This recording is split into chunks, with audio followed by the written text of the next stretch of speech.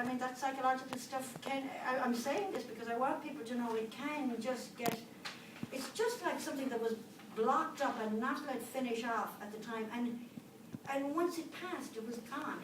I don't remember any of it. There are no memories about anything like that. Once they were let come through, they just went of their own accord. Number 8 there, I have Bart's strategies. I don't know if Bart Marshall, he gave a talk in TAT. I think it must have been, it was when I was there in 2007, September 2007. And what I really liked about it was he gave a list of things, the kind of attitudes and mentalities that he felt would supported spiritual development. And I went back to Ireland and I really went through each one of those. I had they were printed up on something and I had put it on my desktop. And about once a month I would take it out and I can't remember what they were, and I would tick, I'm doing that as best I can. Read everything you can, absorb teachings. Yes, I'm absorbing the teachings and go down through it. This is the talk I gave at SIG last October, so I don't want to repeat it and bore everybody. But there was one which was cease knowing. Well, this cease knowing, what did he mean by that? I hadn't, and how could you cease knowing? I mean, I had to know, he hadn't ceased knowing, he knew where he was when he was speaking. I was really baffled. So what happened was I basically started looking at what is knowing. How do I know what I know? And I went through, probably 18 months or a year, I don't remember, a whole thing of figuring out what was knowing and checking it. And every time I would think, I know this, and how do I know that? And that actually opened up into intuition. That's what, that went on, and what came out of it. Of course, I didn't know this ahead of time.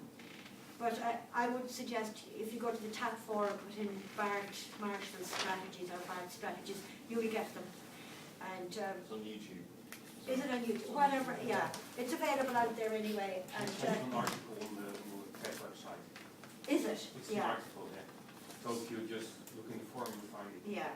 And I mean, I would go through it and tick off, as I said, the ones that I'm doing that as, I'm doing the best I can with that. I couldn't do any more. But if there's one that's really sticking in your craw and bothering you, whatever, it probably has something useful to offer.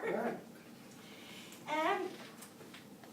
I have written one in. I was amused this morning when you spoke about low intuition and high intuition or something like that. I have written here, learn to distinguish between genuine feelings as opposed to emotional reaction.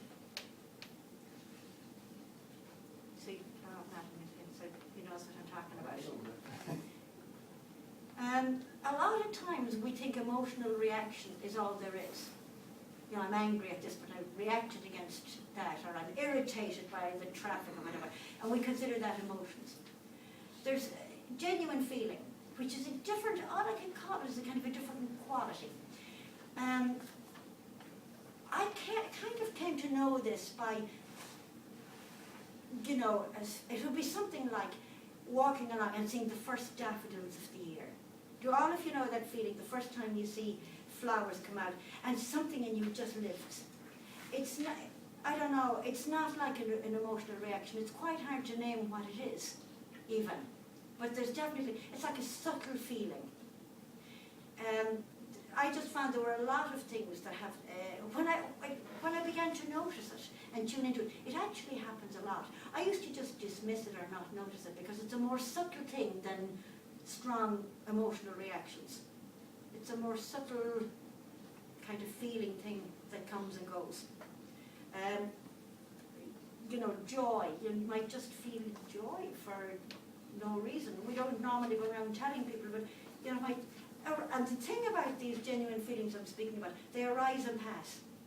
They're not something, joy doesn't come and stay. It doesn't stay as long as anger does, I can assure you. It just arises and passes, maybe over 5 seconds or something. It might be humor. Humor is one that for me just arises and passes quite easily. It isn't like you would be laughing or anything. You'd be just a little lift in yourself that came from, who knows, the shape of the clouds, or they're there when you begin to notice them. So just to become aware of subtle feeling is what I'm saying, to notice it. Beauty is one of them. You know it when you feel it. And then all the talk about describing it and everything afterwards, that's after the fact. But in itself, you know it. We recognise these things. These to me are what am I called, symptoms of God or symptoms of the divine. They're there all the time. It's just kind of to become aware of them. Practice letting go. In other words, take note of your attachments, thoughts, possessions, beliefs, attitudes, relationships, expectations. Where does the feeling of attachment reveal itself in your body? The body and your body sensations, if you attune to them, you will find that they're shifting and changing a lot, and you'll notice them. I mean, sometimes people get a headache, or they'll feel tension in their here, or it might be here in your chest. Contractions is usually what they are. But just to notice them is all I'm saying. It's part of the whole thing, observing yourself, self-observation, and what's going on with you. What are you attached to? I mean, would you be awfully upset if somebody took whatever, stuff in your house, stuff that you haven't used for 10 years, and there you are attached to it? What's that about? And what's it, and how would you feel if it was taken? I mean, you can nearly run a little program in yourself to see what might happen if this were to happen. How do you believe you benefit from each attachment? Just questions to ask yourself. How am I happier? How am I better because I have this big car or whatever it is? That's really Buddhist kind of stuff, looking at your attachments, isn't it? Very useful. Makes life a lot easier, actually. So this read for motivation, inspiration, and not for knowledge. Quit acquiring knowledge. That's actually kind of one of Bart's strategies. What was it there? It was read. I used to read a lot of stuff. I used to be a great reader. And I started reading Buddhist material because I wanted to compare it with the Catholics. I wondered if they had something that we didn't have. But at the time, they just looked to me like completely different things. And then I would read something else and I would be comparing them. And it was acquiring knowledge and seeing what did they have in common and how were they different. And I had a lot to say about this kind of stuff about 15 years ago. I could have given a different kind of talk from what I can now. But then I realised that, if I was reading a Richard Rose book, after a period, once I trusted that this material was really genuine, I could trust it, I simply read it as if Richard Rose had written this book for me and nobody else. He was coming directly from it, straight to me. I did the same with... I recognise that. Yeah. I didn't compare him with Douglas Harding. If I was reading Douglas Harding, Douglas wrote this book for me, came straight to me. And I tried to, in some way, feel what they were saying, feel them in their authenticity and genuineness in themselves, and stop comparing them, and stop trying to get knowledge out of it.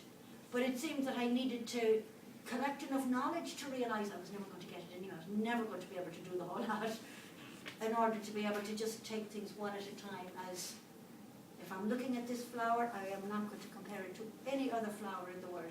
This in itself is perfect. So with that kind of attitude, I hope your time is all right. Listen from behind, not facing the speaker internally, and I'm talking about an attitude.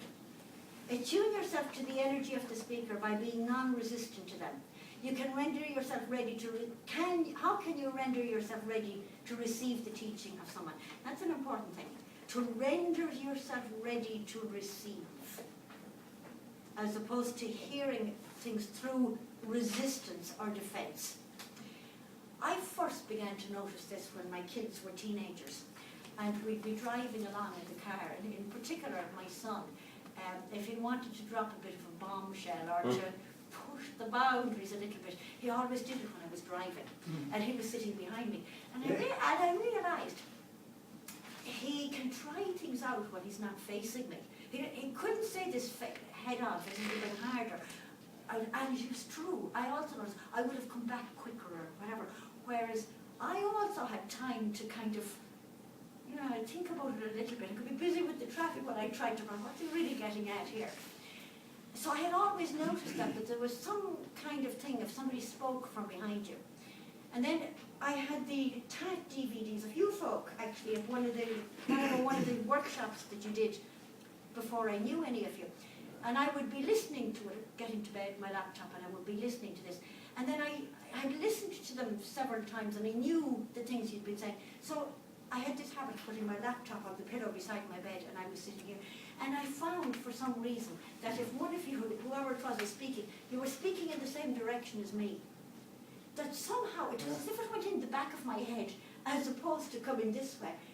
That somehow I seemed to be internally, now I was probably a bit sleepy as well, that might have helped, you know, because I'm in bed and listening to this. That somehow the defences had gone down. That I could, and things could go in deeper. Not that I remembered them or anything, but just some kind of an internal attitude.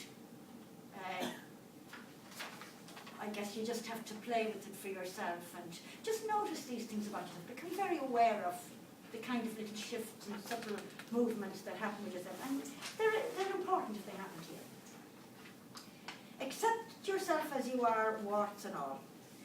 I don't know if this applies to men as much as to women, but every woman I know thinks she's too fat or her bum is too big or whatever. You're God's child, He made you exactly as you are, and He don't make rubbish. Just accept it. It's just let go of trying to fix yourself up for who or for what. Keep yourself healthy and whatever. Now, I don't know if that is as big a thing for men as it is for women. But just do that as best you can.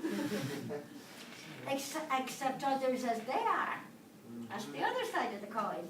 And do not put any energy into wishing they were different. This doesn't mean that you have to accept ill treatment from anybody. I'm not suggesting you become you get walked over or anything like that. I mean, be sensible about whatever. But stop trying to change other people.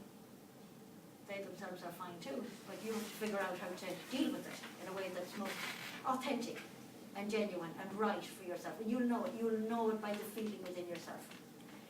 And the last thing is question everything. Meaning examine every thought, reaction, emotion, everything. Learn to